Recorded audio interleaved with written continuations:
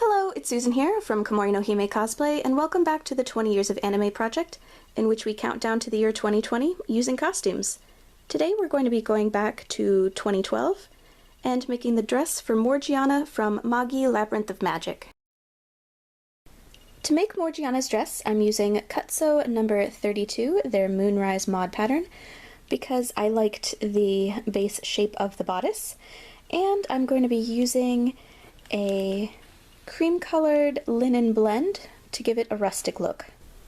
To give the dress the kind of baggy look that Morgiana's dress has, I am not going to be sewing the darts into the bodice. I'm just going to be cutting the piece and smoothing out the edge so it doesn't have these little points at the bottom.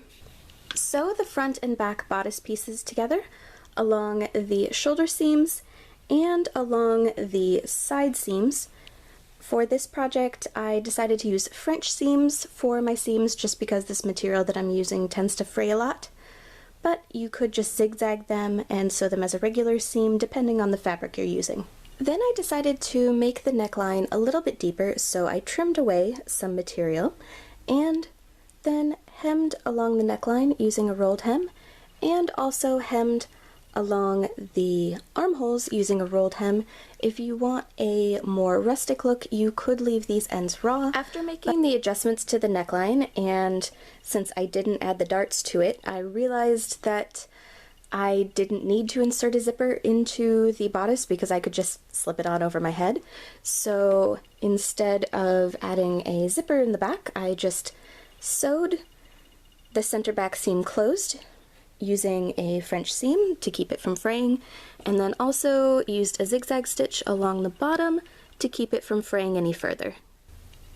To make the skirt, cut a rectangle at least twice the length of the bottom of the bodice, and we're going to sew the two ends together. Now that the skirt side seams have been sewn and it's now essentially a giant loop, what we're going to do is zigzag along the top portion to keep the edges from fraying, and we're also going to sew a gathering stitch along it, and on the bottom edge we're going to sew a rolled hem.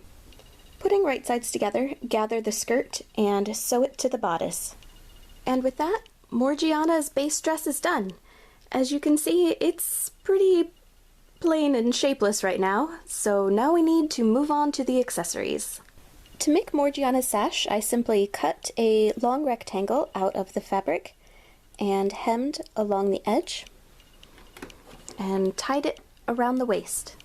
To make the emblem for Morgiana's sash, I made some paper patterns, and it ended up being 5 layers of 2mm craft foam. So we have the base layer, then we have the second layer that has the outer ring and the base of the design. Then we have a piece that is the petals.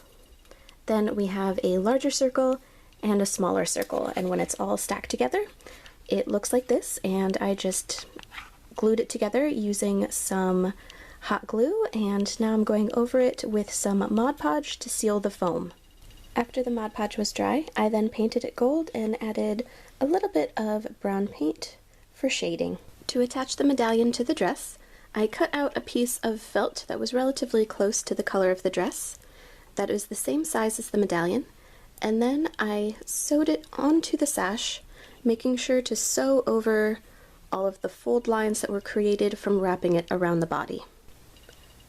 I attached the foam piece to the front of the sash using hot glue, and I just glued it right on top of the felt patch from earlier. Then I sewed on a little spring ring jewelry ring that is gold colored and threaded through some black elastic cord that I just tied behind the neck. And with that, Morgiana's dress is done. For more cosplay tutorial videos, please subscribe, and thank you very much for watching!